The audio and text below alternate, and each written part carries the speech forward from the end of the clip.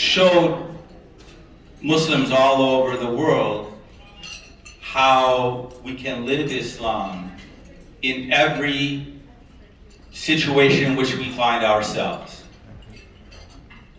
A lot of you probably know he's the Imam of which masjid? Tell me. Taqwa. Masjid Taqwa. In Bed-Stuy. In Bedford-Stuyvesant. Brooklyn, New York. I think our brother Omar Amin used to be your neighbor over there. But he chose to come here to Richmond, Virginia, alhamdulillah. I went there in the 90s, 80s and 90s to Bedford-Stuyvesant. I know why he chose to come over here. It wasn't the same gentrified community as it is today, was it, brother?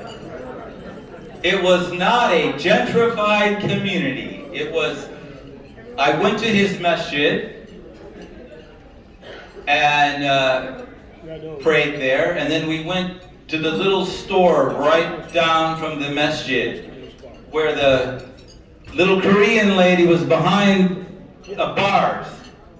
She was really mad at us for actually asking to buy something from her shop. She couldn't understand why anybody would come into her shop. I couldn't, unfortunately, I didn't find it possible to make any kind of halal transaction whatsoever in your neighborhood at that time.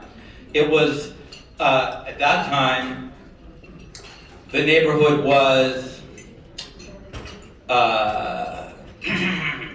it was a center of illicit activity. It was a center of, I would say, drug-related entrepreneurs. You didn't feel very safe and welcome walking down the street in that neighborhood. And you know, guess what? The people who lived there didn't feel very good about it either. And so the Muslim community, with their imam and leader, decided to clean up their own neighborhood. They decided to tell those folks that, you know, this is our neighborhood and we don't really care for these activities outside of our door. It actually became I know all you young people don't remember back then, but it became one of the first time we heard something positive about Muslims in the national media. I don't know if that was the first time in my life, but that the Muslims were not afraid to stand up for their values, to protect their community, and to make it a safe family area. And they did.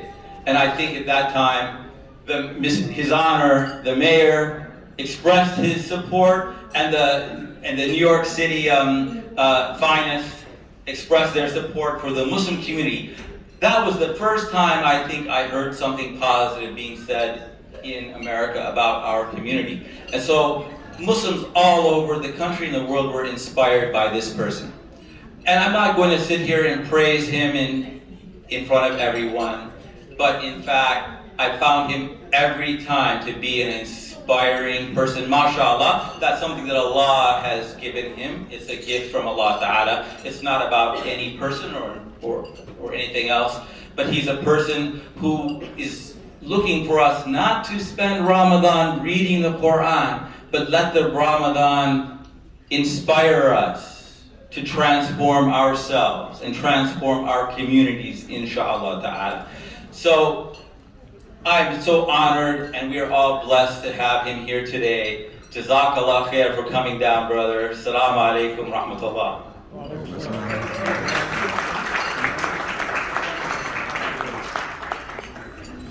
Assalamu alaikum. Bismillah ar-Rahman ar-Rahim. Wa salatu wa salamu ala Rasulillahi sallallahu alaihi wasallam. Brothers and sisters, I'm very grateful to Allah the Almighty to be with you tonight for a few moments. And I have two messages.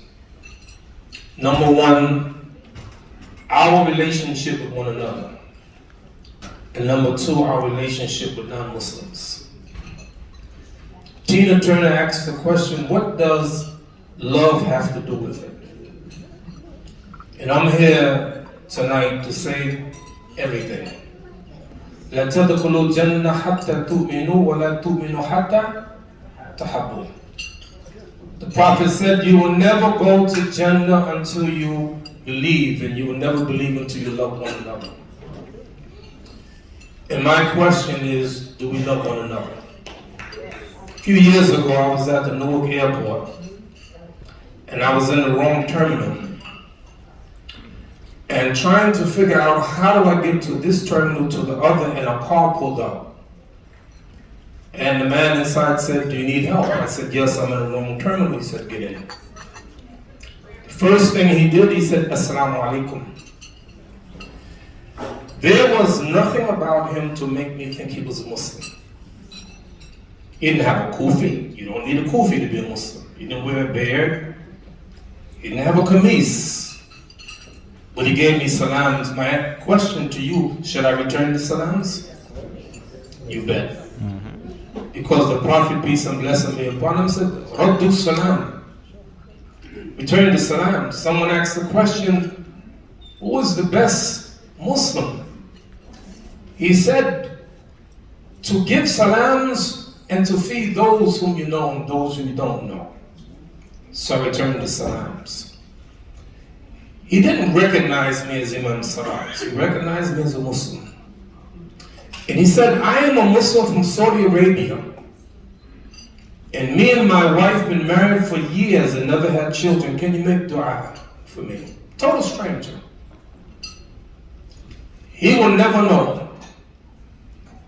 2 weeks straight, every night, I cried to Allah, asking Allah to help that man have children, him and his wife have children. I will never know. But I went to Memphis, Tennessee, and apparently one of the brothers heard something like that. He said, Imam Siraj, me and my wife been married for years and never had children. Can you make dua? I did the same thing. 2 weeks straight, every night. Total stranger. I came back to Memphis the next year. That same brother had a baby in his hand and put the baby in my hand and said, Imam, thank you for your dua. Total stranger. Why? Because we are brothers. When I went back to New York, I went to a 7-Eleven store owned by Muslims and the manager Muslim. He said to me, Imam Siraj, me and my wife been married for years. I said, yeah, I know. I got this. So, true story. Every day I make him dua. And I see him, I said, anything yet? He said, no. So after a while, I stopped. I stopped asking him. 7 months later, I saw him. I said, anything else? He said, yes, my wife is pregnant. And when he had the baby, he took pictures of the baby. He sends me pictures to the baby. Now, I don't want you to misunderstand. I don't want you to line up after my talk. I'm just saying that I went to the Doubletree Hotel in San Francisco years ago. In every room there was a card that says, when you care, it shows. I would argue when you don't care, it shows. So the first question is, do we care about one another? Second question, do we care about non-Muslims? I think we missed the boat on this. When I was in the Nation of Islam, I'm going to talk a little bit about that. Preacher Moss mentioned something about the Nation of Islam. I'm going to say some things about the Nation of Islam that maybe you didn't know. Myself, Imam, Brother Umar, Al-Amin, and others was in this group called the Nation of Islam. I've come to the conclusion, it is not how you begin the race, how you end the race. إِنَّمَا الْأَحْمَلُ بِالْخَوَاتِيمِ, the Prophet said, your deeds shall be judged by your last deeds. When you look at the ideology of the Nation of Islam, you say, oh, they're not Muslims. They believe that this man, Elijah Muhammad, is a messenger of Allah. Not a messenger of Allah. And they had all of these different ideologies, the Nation of Islam. But I will tell you about the nation that you didn't know. My name was Jeffrey 12X, which meant that I was the 12th Jeffrey in Brooklyn to become a Muslim in the Nation of Islam. Malcolm X was the first Malcolm in Michigan to join the nation, so he was Malcolm X. The one who came after him was Malcolm 2X, so forth and so on. There was some James 200 and something X. That meant that in the Nation of Islam they had 200 in that city in the Nation of Islam. We didn't do dawah. It wasn't called dawah, it was called fishing. And the job of the brothers and sisters in the Nation of Islam was to bring the people into the knowledge of themselves. Let me tell you what we did. I was a student at New York University. Not one Muslim ever came to me and tell me anything about Islam. But the brothers of the Nation of Islam, they came. We were sitting in the cafeteria. They would come and say, "How you doing, my black brother?" And they showed an interest. So 1968, as a freshman at New York University, a Wednesday night, I went to the temple on 120 Madison Street. I remember the very suit that I wore. I had a big afro, so big you can land a helicopter on it. And that day I joined the Nation of Islam. Right ideology? No. But there was something that they had, and they had a love for black people. And so I quit my job to sell a 25-cent newspaper. And I went by myself in the projects and knocked on doors until I got 1,000 customers. And I would sell them Muhammad Speaks newspaper every week. They invited me to their funerals and to their graduations and their weddings. This is the relationship that we had. We learned to love black people. One day, Umar, I don't know if you remember Lieutenant Richard Adex. Lieutenant Richard Adex, one day I said, "Brother Lieutenant, can you get me a bus?" He said, "For what?" I said, "I wanted to go around and talk to my people." He got a bus. And I said, "Drive around," and I saw a little park, and I said, "Right over there and stop." There were about this group of black people. And I said to them, I said, "Islam is the religion for the black man. Get in the bus." 13 of them got in the bus. And I took them to the temple to teach them. I need 2 brothers volunteer. Give me 2 brothers. Come on, 2 brothers. Come. Preacher, you come.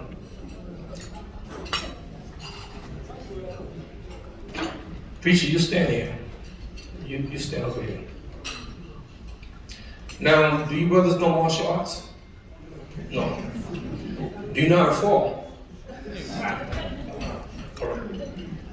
So I'm walking down the street, Eastern Parkway, true story. Eastern Parkway, Utica Avenue. And I go into a building.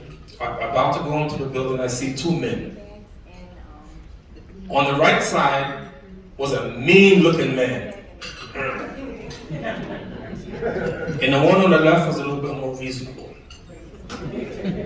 But I said to myself before I went in, they're going to try to rob me. My question to you, should I go in? Should I go in? Huh?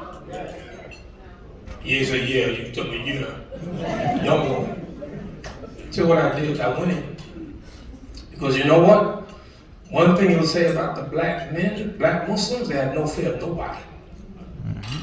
So the guy, the mean looking guy here, I took out a paper, Muhammad Speaks newspaper, and put it under his arm. And I said, "Now give me 25 cents. True story. Well, let me tell you what he said. He took out a gun and said, "You just can't rob a Muslim." put the gun back in his pocket and give me 25 cents. And this one gave me 25 cents. Okay, you guys can go. You did good.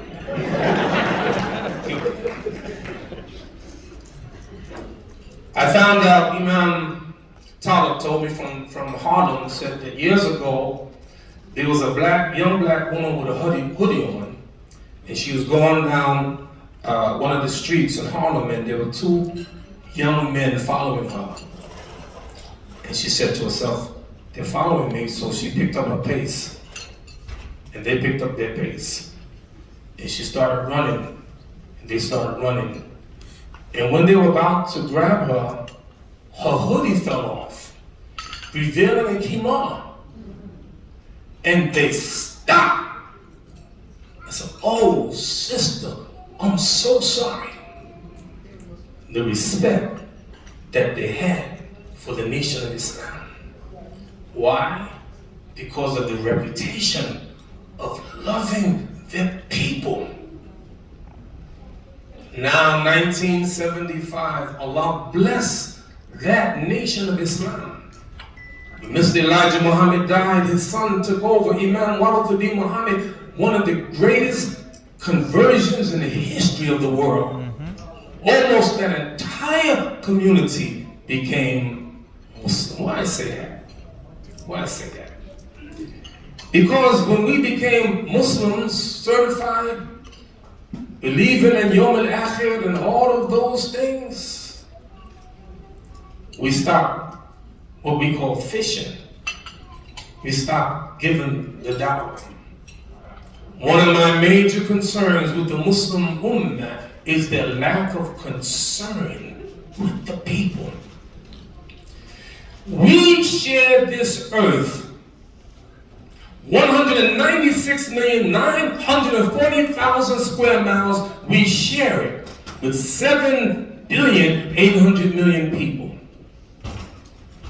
Among them, 2,200,000,000 Christians, 1,900,000,000 Muslims, 1,100,000,000 Hindu, 500,000,000 Buddhists, 17 million Jews. We share this planet with all of them. Our relationship with the people of the book. Have you ever read the Quran? Have you really understood the Quran? Allah mentions in the Quran, وَأَنزَلَ التَّوْرَاةَ وَالْإِنْجِيلَ, and we sent down the Torah and the Injil. In the Torah, فِيهَا هُدًى وَنُورٌ. In the Torah is guidance and light. In the Gospel, فِيهِ هُدًى وَنُورٌ. In it is guidance and light. Allah is telling us something. That this religion of Islam isn't new. Look at the names that we name our children. How many of you know Muslims with the name Muhammad? You're right, of course. But how many do you know Muslims with the name of David, Dawood? Raise your hand. Consider what the Prophet said, alayhi salatu wasalam. أحب الصلاة إلى الله صلاة داود وأحب الصيام إلى الله صيام داود. And the best prayer to Allah is the prayer of David. And if you study the Prophet, peace and blessing be upon him, he's always given preference to other prophets. For instance, someone said, Ya khayr al-bariyah, oh best of creation. Know what he said? Daka Ibrahim, that's Ibrahim. Every time someone tried to put something on him, he pushes it off to someone else.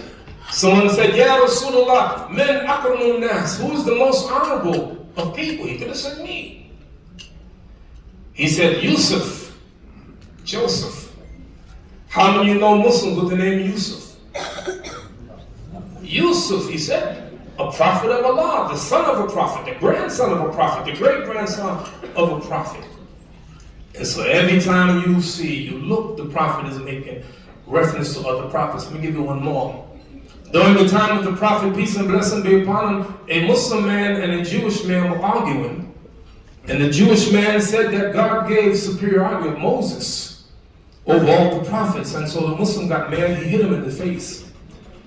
And he went to the Prophet, peace and blessing be upon him, and he said, do not give me superiority of Moses.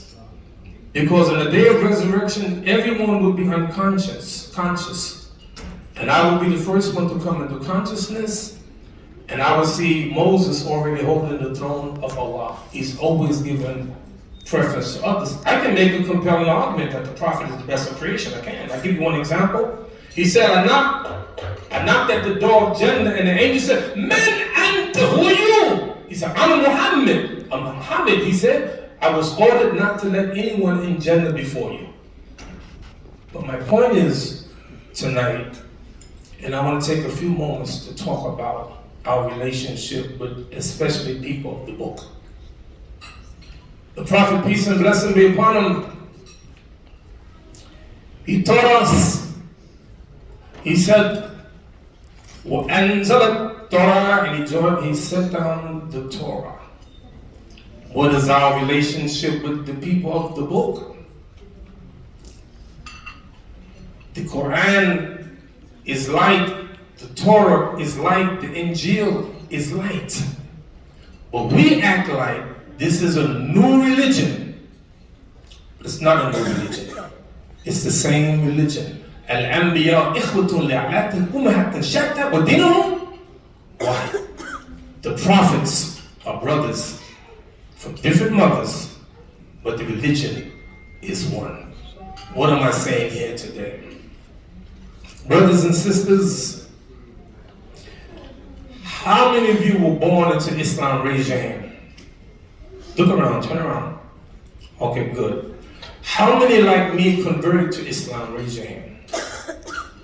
Okay, good. The thing is, never ever think that you got it made. Let me give you one example.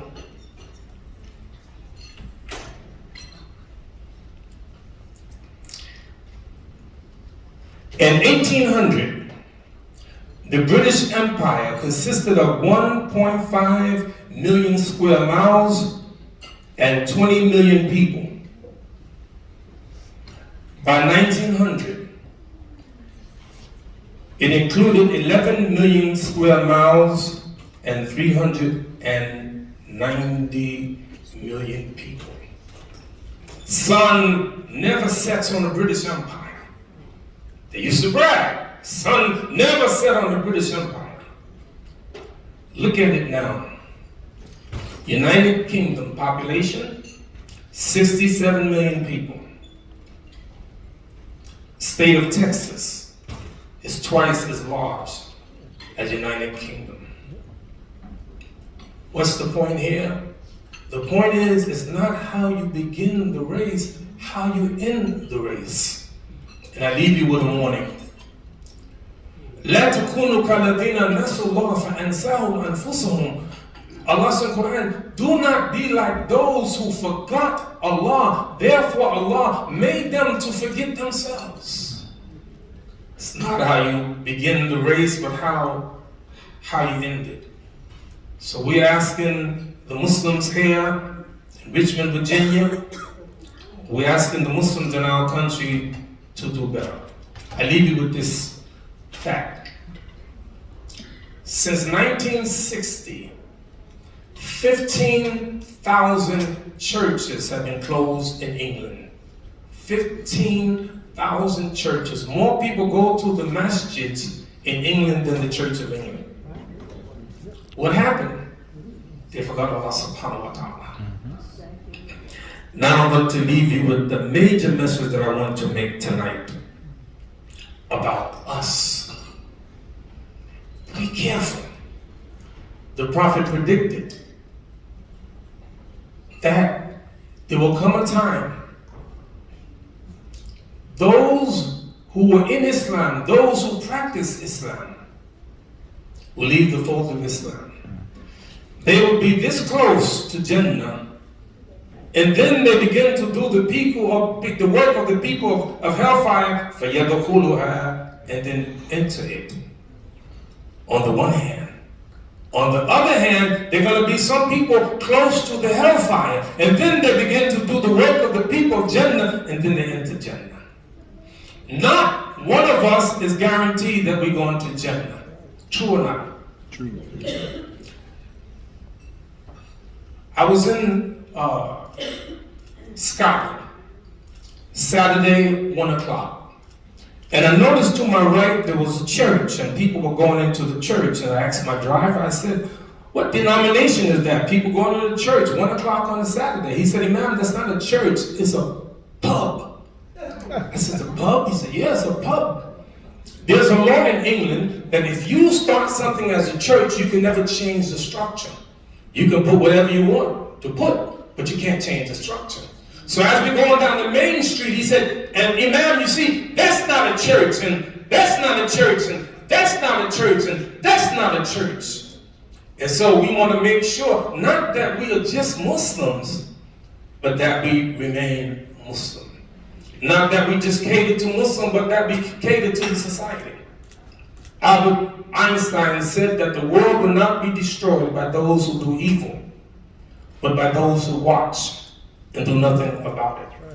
Look what's going on around the world. That sounds like a hadith of the Prophet, peace and blessing be upon him. He told us about good people and bad people being in a boat. Martin Luther King Jr. said, we all came here on different ships, but we're in the same boat. He said, bad people and good people in the boat, and the bad people begin to drill a hole in the boat. He said, if you stop them, you save them and you save yourself. If you let them go, you destroy them and you destroy yourself. Look what's happening in America. Don't act like America is not your country. I have many identities. I'm an Eswag. Yes, I'm a black man, and I love being black. I can't wait to wake up every morning black. But ask me why. It's Allah who created you in the womb as He sees please. And if Allah is happy to make me a black man, I'm happy to be a black man. I'm what? American. You American. You here now in this country, you American, you don't have to be ashamed to say that you American. So we have all of these different identities. And my greatest identity, I'm a Muslim. Why? Because there will not be one black person in Jannah because they're black. Not one person in hell because they're white. But based upon our relationship. Do you care about the people? Now I'm going to close with this. How many ever heard a hadith where it's mentioned? Can somebody give me some water?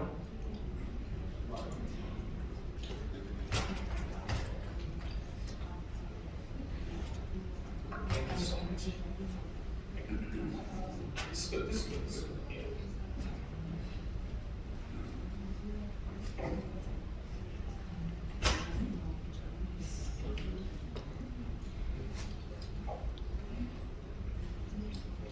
Alhamdulillah, Allah is great. How many ever heard of hadith literature? And Aisha, al-Mu'mineen, Abdullah. Aisha, the mother of the faithful. Why? Because the wives of the Prophet are mothers. But what about the mother of Abdullah? Did Aisha ever have children? No. Who's Abdullah? Abdullah is the son of Asma, Aisha's sister. Why is that significant? Because Abdullah was the first Muslim born in Islam. Everyone else was a convert. I want that to sink in for a moment. So the Prophet, peace and blessing be upon him, said, Abu Bakr fil Jannah. Abu Bakr will be in Jannah. Umar fil Jannah. Umar will be in Jannah. Uthman fil Jannah. Ali fil Jannah. Abdul Rahman. He mentioned 10 Sahaba in one hadith. Did he mention me? No. Did he mention you? You? Did he mention any of us? And yet, these promised Jannah. I don't know what a test would be if I found out, yes, Siraj, no matter what you do, you're going to Jannah. That's a big test. But here they are. And the Prophet, peace and blessing be upon him, said, I went to Jannah and saw a palace. It was so beautiful. He said, who belongs to this palace? They said, this palace. They said, Umar. And he said, I started to go in until I remembered the ghayra of Ummah, the jealousy of Ummah, the self-respect, and I didn't go in. And he said, I explained that to Umar, and Umar, radiallahu anhu, he cried and said, Ya Rasulullah, how dare I put my ghayra before you? Befitting to stop with Umar. When Umar became the Khalifa, they said, every time a delegation came from Yemen, he asked the question, Afikum Uwais ibn Amir? Afikum Uwais ibn Amir? Is there a man among you named Uwais? And they said no for 10 years. And finally, a man said, yes, I'm Uwais. Listen to what he said. I conclude with this. The Prophet, peace and blessing be upon him, said, there will be a man from Yemen, and he described him. It's a man that used to have a disease, and Allah cured it. And he said, if you find him, Umar, ask him to ask Allah's forgiveness for you. Really? You promised Jannah? And you asking this man who waits to make dua for you? So I'm saying my message today is simple. Love you one another, help you one another, pray for one another. And number two, don't forget our message. If I can knock on thousands of doors as a black Muslim, how about us? How about going to these people whom Allah the Almighty said the people of the book? May Allah subhanahu wa ta'ala bless you. I love this masjid. I love Richmond. May Allah subhanahu wa ta'ala continue to bless you. And I know this is not a fundraiser. I'm not going to ask you for money. I'm not. But if you can give a couple of dollars, it would be nice. Assalamu alaikum.